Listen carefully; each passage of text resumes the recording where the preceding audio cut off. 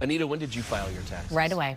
Done. What do you mean right away? The Like second I get all my forms, I send them into Erica. I love her. EMK taxes, and they're done. Would it surprise you to know I haven't filed my It did taxes? surprise me because you're so type A, I think. Yeah? Yeah. I'm surprised. Wow. I think that's probably true, yeah. The deadline to file your taxes is Tuesday. Tom Wheelwright, CEO of Wealthability, is here with last-minute tax tips. So, if you have someone like Steve who hasn't filed yet, is yours pretty simple?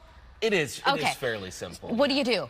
Well, you file an extension. So you can file an extension. At this point, you can't get them done? You can file an extension until October 15th. Oh. So you get another 6 months. Now, you still have to pay your taxes, but you don't have to file your taxes until October 15th. So just make sure you're paid in, and there will be no penalty. But why wouldn't you just do your taxes this week? Why file an extension? Well, there's actually It's a couple. hard, Anita. I'm just wondering. I'm just wondering. I mean, why not just do them if they're simple? If it's simple. If it's simple, just do it. Okay.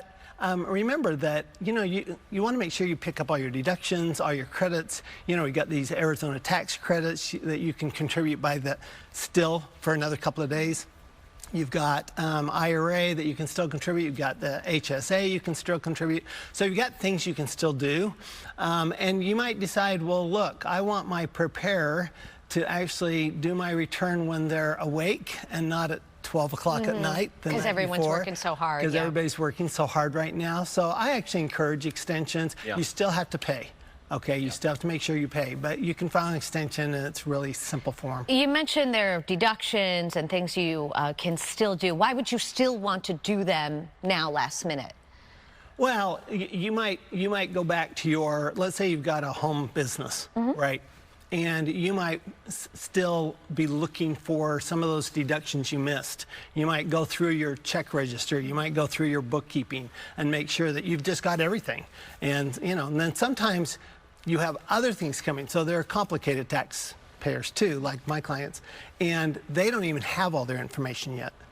So they have to file an extension. When you have a whole bunch of deductions, when you're extending like this, you got to be careful, right? Because I imagine that's a big red flag to the IRS if you've got a laundry list of deductions. It really depends on how you do that, right? So if you've got a business and you're an S corporation or a partnership, it's not a red flag at all. The IRS is expecting it. If you put it on your Schedule C, that's the red flag. So you always want to, if you're going to be a business, be a real business, and go through all of the, set up as an S corporation, pay yourself a salary. I mean, do things right, and then the IRS isn't going to bother you at all, probably. Has anything changed this year over last year that people need to know about? Well, the big thing is people are probably getting smaller refunds because we don't have the big tax credits this year that we had in the COVID years, basically. So I think that's the thing that people are most concerned about is they're either not getting a big refund or they actually owe tax. So you really do have to pay attention to it. Internet sales, too. I imagine that's a big change for a lot of people. From the standpoint of... Don't they have to start paying taxes now? Not yet. So they pushed that. They pushed it? They pushed it. Like you mean like eBay and things like that, yeah. That $600 limit, that was... They skipped that for a whole other year? They pushed it. Oh, so we're good. Interesting. We're good for another What's year. your advice to people who are thinking, well, I have a week, right? Well, we have an extra day this year. We'll talk about that in a second.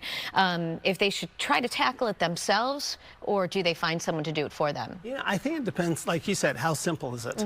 Right. Mine's simple, but I mean, I have someone do it because if mistakes are made, then I know...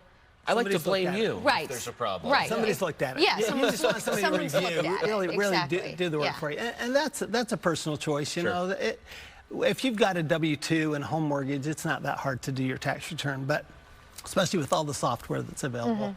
But if you have a business, a home business, or if you have a real estate investment or anything like that, you probably want to hire a professional. Yeah, go ahead. Well, so how do people get in touch with you if they've got questions about this? So it's really simple, wealthability.com, and these are my notes. There you go. Real quick, okay.